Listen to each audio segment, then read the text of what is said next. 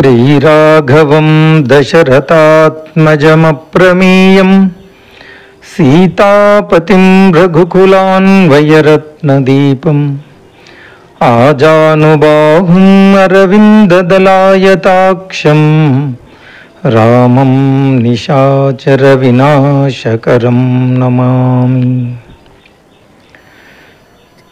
సఖ్యం శ్రవణం దాస్యం వందనం అర్చనం సేవనం ఆత్మ నివేదనం కీర్తనం చింతనం అనే నవవిధ భక్తి మార్గాలలో సేవనం వల్ల లక్ష్మణుడు ఎలా తరించాడో తెలుసుకుందాం. రామాయణంలో లక్ష్మణుడు రాముడి పట్ల అంకిత భావంతో భక్తితో కూడిన సేవను అందించాడు. రామాయణంలో లక్ష్మణుడి పాత్ర భగవంతుని పట్ల సేవ మరియు భక్తిని సూచిస్తుంది. లక్ష్మణుడు ఆదిశేషుని అవతారంగా నమ్ముతారు. అందుకే అతను ఎల్లప్పుడూ రాముడికి సేవ చేయాలనే నిరంతర కోరికను కలిగి ఉంటాడు. చిన్నప్పుడు రామ లక్ష్మణ భరత శత్రుఘ్నులను ఊయలలో వేసినప్పుడు నవజాత శిశువుగా ఉన్న లక్ష్మణుడు ఆగకుండా ఏడుస్తూ ఉన్నాడట. ఎంత శాంతింపచేసినా ఫలితం లేకపోయింది.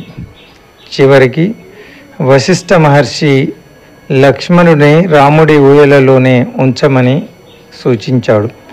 అప్పుడు లక్ష్మణుడు ఏడుపు మానేశాడట. చిన్నప్పటి నుండి లక్ష్మణుడు రామునికి నీడలా ఉంటాడు. లక్ష్మణుడు లేకుండా రాముని ఊహించలేము. యుద్ధంలో లక్ష్మణుడు మూర్ఛపోయినప్పుడు లక్ష్మణుడు లేకుండా రాముడు జీవించలేడు అంటాడు. లోకంలో సీతమ్మ లాంటి భార్య దొరుకుతుందేమో కానీ లక్ష్మణుడి లాంటి తమ్ముడు ఎక్కడ దొరుకుతాడు అంటాడు రాముడు.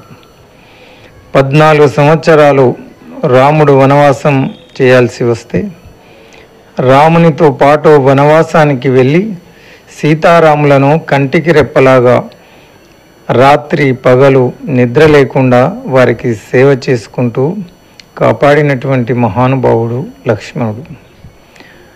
వారి పాదముద్రలపై అడుగు పెట్టకుండా ఉండడానికి లక్ష్మణుడు వారి ముందు నడుస్తాడు.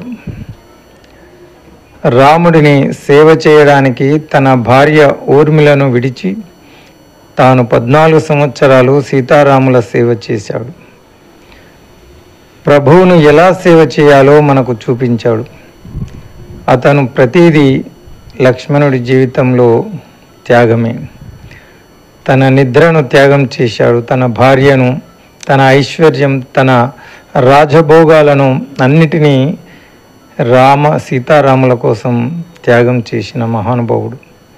తనకు ఏం జరిగినా పర్వాలేదు కానీ తన అన్నగారైన రామునికి చిన్న ఆపద వచ్చినా తట్టుకోలేనటువంటి మనస్తత్వం లక్ష్మణుడిది. రాముడికి వనవాసం అన్న విషయం విన్న వెంటనే ఆవేశంతో ఊగిపోతాడు లక్ష్మణుడు. అన్నయ్య, నువ్వు ఆజ్ఞాపించు, ఇప్పుడే కన్న తండ్రి అని కూడా చూడకుండా అందరినీ బంధించి చెరసాలలో పెట్టి నీకు పట్టాభిషేకం జరిగేలా చూస్తాను అంటాడు.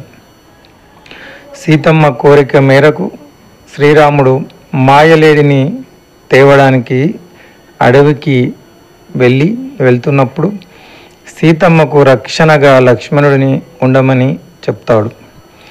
మాయాలేడి రూపంలో ఉన్న మారీచుడు రామబాణం తగిలి హా సీత, హా లక్ష్మణ అని గట్టిగా అరిచి మరణిస్తాడు. అది విన్న సీతమ్మ ఆందోళన చెంది ఆవేశంలో రామునికి ఆపద వచ్చిందని లక్ష్మణుడిని వెళ్ళమని ఆజ్ఞాపిస్తుంది. అప్పుడు లక్ష్మణుడు అన్నగారికి ఏమీ జరగదు అని ఆవేశంలో భయంలో ఉన్న సీతమ్మ అనరాని మాటలతో లక్ష్మణుడిని నిందించినప్పుడు ఏమీ చేయలేక సీతమ్మను పర్ణశాలలోనే ఉండమని ఒక గీత పర్ణశాల ముందు గీసి ఈ గీత దాటి ముందుకు రావద్దు అని సీతమ్మను చెప్పి ఏడ్చుకుంటూ వెనకకు తిరిగి, అదే లక్ష్మణ రేఖ అంటారు, అది దాటితే ప్రమాదమని, ఇక తప్పని పరిస్థితిలో అన్నగారి మాట దాటాల్సి వస్తుంది అని ఏడ్చుకుంటూ మళ్ళీ మళ్ళీ తిరిగి చూసుకుంటూ కన్నీరు కార్చుతూ అడవిలోకి వెళ్ళిపోతాడు. శబరి సలహా మేరకు సీతమ్మను వెతుక్కుంటూ చిత్రకూట పర్వతం పైన ఉన్న సుగ్రీవుడు, హనుమంతుడు మొదలైన వానర వీరులను రామ లక్ష్మణులు కలుస్తారు.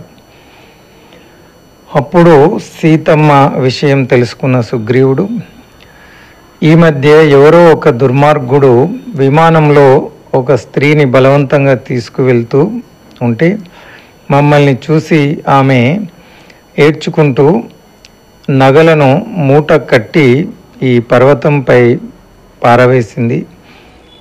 అవి సీతమ్మ నగలేమో చూడండి అని ఆ నగల మూటను రామునికి అందిస్తాడు. సీతమ్మ పేరు వినగానే రాముని కళ్ళల్లో నీళ్లు తిరుగుతాయి. ఆ నగలను స్పష్టంగా చూడలేక, తమ్ముడా లక్ష్మణ, ఇవి మీ వదిన గారి నగలేమో చూడు నాయనా అని ఇస్తాడు. అప్పుడు లక్ష్మణుడు కూడా ఏడ్చుకుంటూ ఆ నగలను చూస్తూ, మిగతా నగలను నేను గుర్తించలేను, కానీ మా వదిన గారి పాదాలకు రోజు నమస్కరిస్తూ ఉన్నప్పుడు ఆ పాదాలకు వేసుకునే ఆభరణాలను గుర్తించి చూపిస్తాడు. అంటే 14 సంవత్సరాలు రాత్రి పగలు నిరంతరం పక్కనే ఉండి సేవ చేసినప్పటికీ ఏ రోజు సీతమ్మను పాదాలు తప్ప పైకి చూడనటువంటి సంస్కారవంతుడు లక్ష్మణుడు. అదే ప్రతి స్త్రీలో తల్లిని చెల్లిని చూడమన్న మన భారతీయ సంస్కారము, సంస్కృతి. రామరావణ యుద్ధంలో ఇంద్రుని జయించిన మహావీరుడైన రావణుని కుమారుడైనటువంటి మేఘనాథుడిని వధించాలంటే అది ఎవరి వల్ల సాధ్యం కానటువంటిది. మేఘనాథుడు నికుంభిని యజ్ఞం చేస్తున్నప్పుడు మేఘనాథుణ్ణి వధించగలిగిన వ్యక్తి 14 సంవత్సరాలు బ్రహ్మచర్యాన్ని పాటించి తపోదీక్షలో ఉన్న వ్యక్తి వల్లనే సాధ్యమవుతుంది అన్నప్పుడు అది లక్ష్మణ స్వామి వల్లే సాధ్యమైంది. మనం భగవంతుడిని సేవించాలనుకుంటే మనం త్యాగం చేయడానికి సిద్ధంగా ఉండాలని లక్ష్మణుడు మనకు బోధిస్తాడు. సేవలో మనం ఎంత త్యాగం చేస్తే మనం అంతగా అభివృద్ధి చెందుతాం. గొప్ప ఆత్మలు వారి సేవకు మాత్రమే కాకుండా వారి త్యాగ సేవకు కూడా ప్రశంసించబడతాయని లక్ష్మణుడు మనకు బోధిస్తాడు. మనందరం సేవ చేస్తాం, కానీ త్యాగంలో ఎవరు ధనవంతులు, త్యాగం ఎలా చేయాలో ఎవరికి తెలుసు? లక్ష్మణుడు మనకు నేర్పేది అదే. ఇది సేవ యొక్క పరాకాష్ట. లక్ష్మణుడి సేవ కేవలం భౌతికమైనది మాత్రమే కాదు, అది ఆధ్యాత్మికమైనది కూడా. అతను రాముడిని దేవుడిగా భావించి తన జీవితాన్ని ఆయన సేవకు అంకితం చేశాడు. లక్ష్మణుడు తన సుఖాలను త్యాగం చేసి రాముడి సేవకు తన జీవితాన్ని అంకితం చేశాడు. లక్ష్మణుడి సేవ ద్వారా మనం భక్తి, విధేయత, త్యాగం వంటి విలువలను నేర్చుకోవచ్చు. లక్ష్మణుడి సేవ రామాయణంలో ఒక గొప్ప ఉదాహరణ. ఇది భక్తి యొక్క ప్రాముఖ్యతను తెలియజేస్తుంది. ఓం తత్ సత్.